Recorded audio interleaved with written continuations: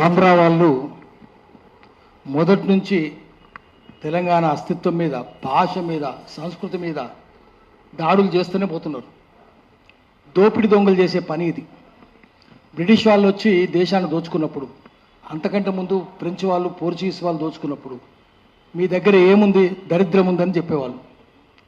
మీ దగ్గర ఏమున్నాయి, కులాలు ఉన్నాయి, మతం సరిగ్గా లేదు, సంస్కృతి లేదు, విద్య లేదు అని చెప్పి మాది గొప్పది, మీది తక్కువది అని చెప్తారు. దీన్ని ముందు థాట్ పోలీసింగ్ అంటారు. మన ఆలోచనలు మళ్ళిస్తారు. మా క్రైస్తవ మతం చాలా గొప్పది, మీ మతం చాలా పనికిరాంది అని చెప్తారు. అదేవిధంగా మీ సంస్కృతి ఏం లేదని చెప్తారు. దాన్ని కల్చరల్ పోలీసింగ్ అంటారు. థాట్ పోలీసింగ్ చేస్తారు, లాంగ్వేజ్ పోలీసింగ్ చేస్తారు. మీదేం భాషనే, పనికిరాని భాష, ఇది లాంగ్వేజ్ పోలీసింగ్. పెత్తనం చేస్తారు వాళ్ళు భాష మీద, సంస్కృతి మీద. సిద్ధారెడ్డి గారు రావాలి, పైకి రావాలి. భాష మీద, సంస్కృతి మీద, మతం మీద పెత్తనం చేస్తూనే ఉంటారు. ఇప్పుడు ఆంధ్ర వాళ్ళది కూడా అదే అయింది. దీనికి మన తెలంగాణ వాళ్ళు కూడా కొంతమంది తోడ్పడుతున్నారు.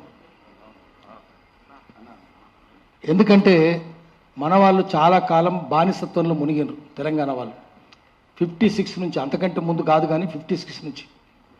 ఎందుకంటే ఎందుకు తెలంగాణ ఉద్యమం మనం అడిగినామంటే, తెలంగాణ ఉద్యమం ఎందుకు వచ్చింది, తెలంగాణ ప్రత్యేక రాష్ట్రం ఎందుకు కావాలని కోరినాము, ఆ తెలంగాణ రాష్ట్రం వచ్చిందా, ఇప్పుడు వచ్చిందా? నాకైతే వచ్చింది అనిపిస్తలేదు. ఇంకా తెలంగాణ రాలేదు, తెలంగాణ రావాలి. వచ్చిందనుకోవడం భ్రమ.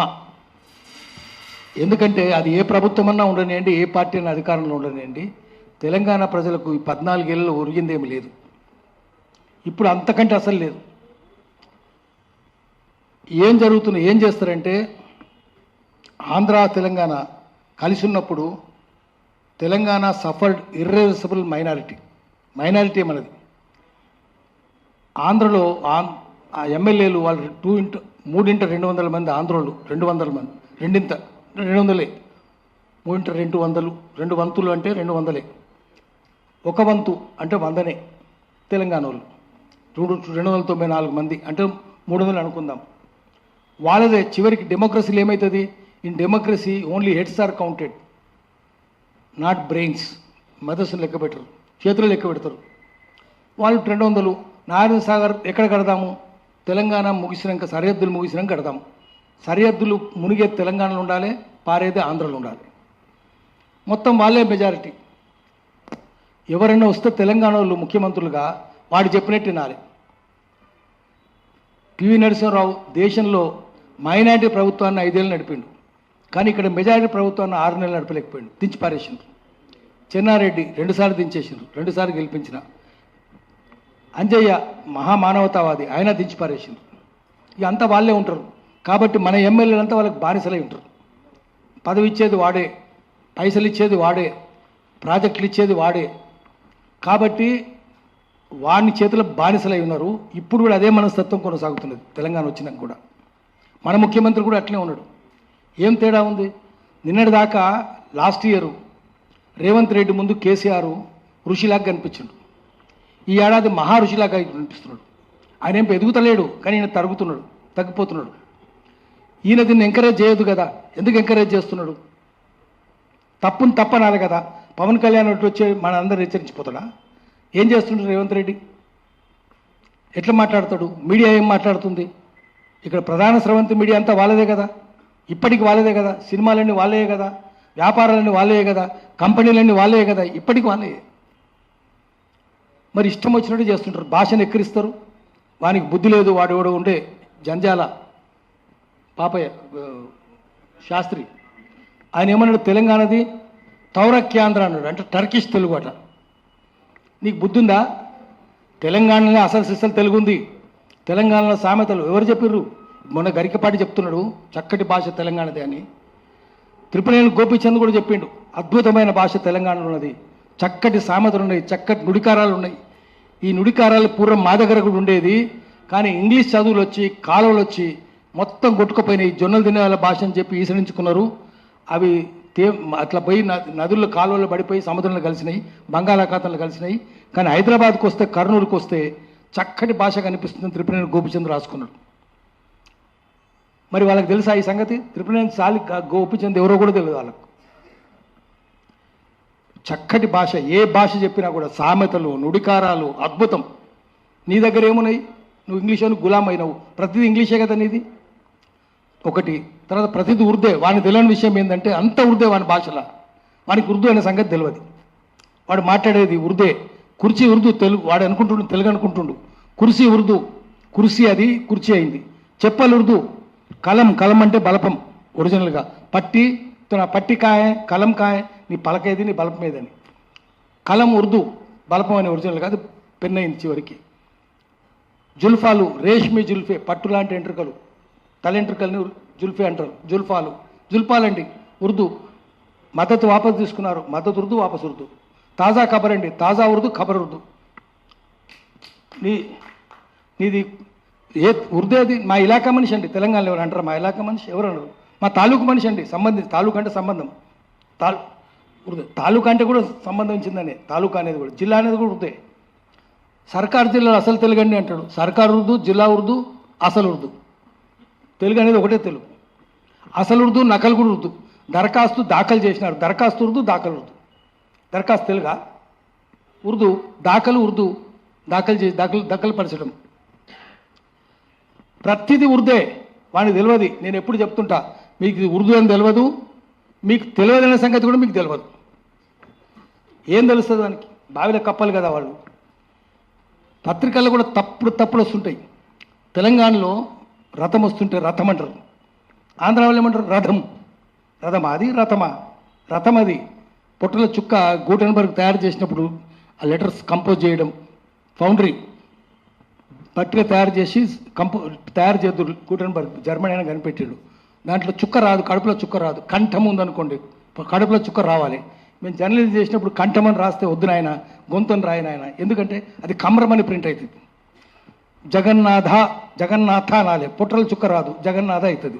తెలంగాణలో చదువుకు రానోడు జగన్నాథ అంటాడు, రథము అంటాడు. ఆంధ్రాలో జగన్నాథ, రథము. నీకు మా పలకడమే రాదు, నువ్వు మా భాషను ఎక్కడిస్తావురా నువ్వు?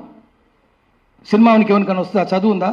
పవన్ కళ్యాణ్ పోటీ పెడదాం, తెలుసా అవనికి ఏమన్నా? చదువు ఉందా? చిరంజీవికి ఏమైనా చదువు ఉందా? ఎవరికి చదువు ఉంది? బాలకృష్ణకు ఉందా? హరికృష్ణకు ఉందా? ఎవరికి లేదు. మీరు మా భాషను తప్పంటారా? చదువు లేదు, శీలం లేదు, సంస్కారం లేదు, ప్రపంచం తెలియదు. బావిలో కప్పలు మీరు. ఆడు ఎంత బావిలో కప్పంటే ఆడు పోయిన చోటుకల్లా బావిని ఎంటర్ తీసుకుపోతాడు. అటువంటి వాళ్ళు తెలంగాణ భాషను ఎక్కడిస్తారా? ఈసడిస్తారా? అందుకని ఇప్పుడు మనం చూపించాలి. ఈ సినిమా ఇడుపు కాగితం ఇష్టం వచ్చినట్టు మాట్లాడుతుండు. విడివిడిగా ఉండవు, ఇడిచిపెట్టుడు. కాగితం మీద రాసుకొని ఇడిచిపెడతారు. తెలంగాణలో సామెత పెళ్లి పెటాకులు, వియ్యం విడాకులు. నువ్వు రాకక్క వస్తే పెళ్లి పెటాకులు అవుతుంది, వియ్యం విడాకులు అవుతుంది. ఎంత చక్కటి సామెత. విడాకులు అంటే విడివిడి కూర్చుంటారు. విడిపోయేటప్పుడు కలిసి పెళ్లి చేసేటప్పుడు ఏమో పక్క పక్కన కూర్చొని తింటారు వధువు వరుడు. ఈ అమ్మాయిది వాడు తింటాడు, అమ్మాయిది వీడు, ఇద్దరు ఒకరితో ఒకరు తింటారు. ఎంగిలి కూడా విడిపోయేటప్పుడు దూరం అటు కూర్చుంటారు, ఎడముఖం పెడముఖం, దూరం కూర్చుంటారు, కలవరు. విడిగా ఉండేది ఇడుపుకాయ. విడిగా ఉంటారు కాబట్టి ఇడుపుకాయ, విడిగా కూర్చొని రాస్తారు. కాగితం అనేది కూడా మనకు తెలియదు. కాగితం అంటే ఏందో అనుకుంటున్నాడు. కాగజ్ నుంచి కాగితం నుంచి కాగజ్. కాగితం కూడా ఏంది? కాగజ్. హిందీలో కాగజ్, అది కాగితమైంది. కాగితం కూడా ఉర్దే కదా, వాళ్ళకి తెలుసా కాగితం ఉర్దే అనే సంగతి? కాగజ్ అనే మాట తెలుసా? కోరా కాగజ్ తాయే దిల్ మేరా అంటే ఏ అక్షరం రాయని తెల్ల కాగితం అని. తెల్ల కాగితం అనేది కూడా ఉర్దే, కాగితం ఉర్దే. ఇది ఉర్దూ అనే సంగతి తెలియదు. మాది ఉర్దూ అంటాడు. జంజాల పాపయ్య శాస్త్రి బాయిల కప్ప కదా, ఆయనకేం తెలుసు? వీళ్ళు కూడా అంతే కదా. ఎటువంటి డైలాగులు రాసినారు? తెలంగాణలో ఎక్కిరించుకుంటా, నన్ను కూడా ఎక్కిరించిండ్రు నా పేరుతోటి. నా పేరు యాదగిరి, మా ఊరు భువనగిరి, నా అప్పని దాదాగిరి అంటాడు. ఇటువంటి డైలాగులు రాసిరి. దాదాగిరి అనేది కూడా ఉర్దే. పైల్వాన్గిరి ఉర్దే, పైల్వాన్ అంటాడు ఉర్దే. ఉస్తాద్ అంటాడు, ఉస్తాద్ అంటే గురువు. ఉస్తాద్ అంటే గురువు, ఉస్తాద్ అంటే కూడా ఉర్దే. సినిమా తీసింది కదా, అది భగత్ సింగ్ అవమానం. ఉస్తాద్ భగత్ సింగ్, ఉస్తాద్ ఎంత గొప్పోడు. షహీద్ భగత్ సింగ్ అనరా. షహీద్ అంటే అమరుడు, మార్టైర్. నువ్వు ఉస్తాద్ అని పెడతావా? ఎవరికి ఉస్తాద్? ఉస్తాద్ అంటే గురువు అని. బిస్మిల్లా ఖాన్ కూడా గురువు అని. నువ్వు ఆ సినిమా ఏంది? పిచ్చి సినిమా కదా కలేజా. ఆ కలేజా ఉందా? కలేజా అంటే కలేజా అంటే మనకు తెలియని విషయం ఏంటంటే, కలేజా అంటే హార్ట్ కాదు. నీకు హార్ట్ ఉందా, ధైర్యం ఉందా అని. కలేజా అంటే లివర్. అది వాడిని కలేజాను లివర్ను వాడు హార్ట్ అనుకుంటుండు. వాడి కలేజాకు హార్ట్కు లివర్కు తేడా తెలియనోడు వాడు మనకి చెప్తాడు భాష గురించి. మనం వినాలి. ఏముంది, మనకి ఇంగ్లీష్ కూడా సరిగ్గా రాదు. సవాల్ చేస్తే జవాబు ఇస్తావా అంటాడు. మనకు తెలియదు సవాల్ ఉర్దు, జవాబు ఉర్దు. తెలుగా ఇది? సర్కార్ జిల్లాలు ఉర్దు. మన సర్కార్ ఒరిజినల్గా విజయవాడ కంటే ముందు వాళ్ళది రాజధాని మచిలీపట్నం. ఆంధ్ర సంస్కృతి కేంద్రం ఏంటంటే మచిలీపట్నం. మచిలీ ఉర్దే కదా. దానికి ఇంకో పేరు ఉందండి, బందర్ అని. బందర్ అట. బందర్ అంటే కూడా ఉర్దే. బందర్గా అంటే రేవుపట్నం, పోర్బందర్. బందర్ అంటే కోతి కాదు, వాడు కోతి అనుకుంటాడు. అది ఉర్దూ అంటే ఆహా కోతి అండి, అది కాదండి కోతి అంటాడు. కోతి కాదురా బాబు, బందర్ అంటే రేవుపట్నం, బందర్గా అంటే రేవుపట్నం. అది వెళ్ళదు, వీడు కోతే కదా వీడు. ఆ బందర్ వేరే, వీని బందర్ వేరే. కోతులు ఎగిరినట్టే గుర్తుంటారు. ఇట్లా ఉర్దూ తెలుగు లేకుండా అంత ఉర్దూ లేదా ఇంగ్లీషు. ఇంగ్లీషే. మన పత్రికలు చూద్దాం, ఏ పత్రికను చూద్దాం, వాళ్ళు ఎడిటర్గా ఉన్న పత్రికలు హెడ్లైన్స్ అంతా ఇంగ్లీషే ఉంటుంది. హెడ్లైన్స్ అండి అంటాడు, న్యూస్ పేపర్ అండి అంటాడు. న్యూస్ పేపర్ ఇంగ్లీషు, పేపర్ అంటాడు వాడు. మన కాగితం అంటే వాడు పేపర్ అంటాడు. మేము కాగితం అంటున్నాం రా, నువ్వు పేపర్ అంటున్నావు కదా. పేపర్ తెలుగా? పేపర్ తెలుగు కాదు కదా. అంటే నువ్వు ఇంగ్లీష్ అని బానిసావు కదా. వాని భాష నేర్చుకుంటే, వాని సంస్కృతి నేర్చుకుంటే, వాని తిండి తింటివి, వాని గులాంగాని అవుతుంది. మేము గులాంగాలం కాదు. గరికపాటి మంచిగానే చెప్పిండు, అస్సలు సిస్సలు తెలుగు తెలంగాణలోనే ఉంది అని చెప్పిండు. శాస్త్రీయమైన తెలుగు ఉంది అన్నాడు. సంపన్నమైన తెలుగు ఉందని చెప్పిండు. నిజమే, చాలా సంపన్నమైంది. అటు సామెతలు ఉన్నాయా? మన దగ్గర ఏముంటాయి? వాడు ఇంగ్లీష్ చెప్తాడు. There is lot of gap between cup and lip అంటాడు. కప్పుకు లిప్పుకు చాలా గ్యాప్ ఉందట. అంటే కప్పులోకి వస్తే లిప్పులోకి వచ్చినట్టు కాదని. అది కప్పు ఎవరిని తెలుసు, లిప్పు ఎవరిని తెలుసు. తెలంగాణలో ఏమంటారు? అది రోట్లోకి వస్తే నోట్లోకి వచ్చినట్టారా అంటారు. ఇంత అందం అక్కడ ఉందా? లేదు కదా. ఇదో కాదు, ఎన్ని సామెతలు తీసుకున్నా కూడా తెలుగులాగా. ఇప్పుడు సామెత ఉంది అనుకోండి, సామెతలు 2-3 సామెతలు చెప్తాను, వాళ్ళు ఇంగ్లీష్లో చెప్తారు. తెలుగులో అట్లా ఉండదు కదా. తెలుగులో చాలా అందంగా ఉంటుంది అది. వాడి వన్స్ బిటన్ ట్వైస్ షై అని సామెత ఉంది. ఒకసారి కాటు గురైనడు 2 సార్లు జాగ్రత్తగా ఉండాలి అని సామెత. తెలంగాణ సామెత ఏంది? ఒకసారి పాలు తాగితే నోరు గాలినోడు, పాలు తాగితే నోరు గాలింది, ఆ తర్వాత చల్ల తాగేటప్పుడు ఊది తాగాలి అంటే అంత జాగ్రత్తగా ఉండాలని సామెత. దీంట్లో ఎంత అందం ఉంది? ఇంగ్లీష్లో ఉందా? నువ్వు ఆ సామెతలు నేర్చుకొని, పిచ్చి సామెతలు నేర్చుకొని మాకు చెప్తావా? ఆంధ్రావుడవుడంట ఇంగ్లాండ్ చదువుకొని వచ్చిండు, ఐఏఎస్ అయ్యిండు, ఐసీఎస్ అయ్యిండు, రైలు ఎక్కిండు. ఇంగ్లీష్ మొత్తం మన మెదడంతా, మన ఆలోచనలన్నీ ఇంగ్లీష్లో కుదవబెట్టిండు వాడు. వానికేం తెలియదు, ఇండియన్ కల్చర్ కూడా మర్చిపోయిండు. ఇంగ్లాండ్కి పోయి రైలు ఎక్కిండట, తెలుగు మర్చిపోయిండు కదా. తెలుగు భాష పరీక్ష, నా తెలుగు భాష ఎట్లుందో పరీక్ష చేద్దాం అనుకున్నాడు. రైలు ఎక్కిండు. ఒక అమ్మాయి కూర్చొని ఉంది, తెలుగు అడిగిండు. అమ్మాయి నీ పేరు? ఇంగ్లీష్ లాగా మాట్లాడుతున్నాడు, ఇంగ్లీష్ తెలుగు. పలానా. పెళ్ళి అయిందా? కాలేదు. ఎంతమంది పిల్లలు? తన్నిరు వాణి. పెళ్ళి అయిందంటే పెళ్ళి కాలేదంటే పిల్లలు అడుగుతున్నారా? అట్లా కాదు, ముందు పిల్లలు అడుగు, తర్వాత పిల్లలు అడగాలి, మంచిది. ఇంకోసారి ఇంకో రైలు ఎక్కిండు, మళ్ళీ ఇంకో అమ్మాయి అడిగిండు. అమ్మాయి పేరు చెప్పింది. ఎంతమంది పిల్లలు? ముందు పిల్లలు అడిగిండు. 3. పెళ్ళి అయిందా? మళ్ళీ. ఇప్పుడు నీకు కల్చర్ తెలియదు, భాష తెలియదు, ఎక్కువ చదువుకుంటే ఎక్కువ మూర్ఖుడు అవుతాడు కదా. More you study more you become foolish. ఎక్కువ చదువుకొని పోయిండు. ఏముంది ఇప్పుడు? తెలంగాణ ఆంధ్రాకి చెప్దాం. ఇప్పుడు అమ్మాయిలు, మన చెల్లెళ్ళు బిడ్డలు ఉన్నారు ఇక్కడ. సినిమా అన్నీ అడిగినట, మహాభారతం కథ చెప్పి. ఈయన ఎవరండి అంటే, ధర్మరాజు అండి ఆయన అన్నాడు. బుద్ధి ఉందా వానికి? తెలంగాణలో ఒక ఆమె రోడ్డు ఉడుస్తుంది, వాడు సినిమా యాక్టర్, ఆడు ఆయన ఇంట్లో పనిచేస్తుంది, ముసలమ్మే తుడుస్తుంటుంది. ఆమెకు చెప్పినట్టు కథ, ఆమె కూడా ఉన్నది.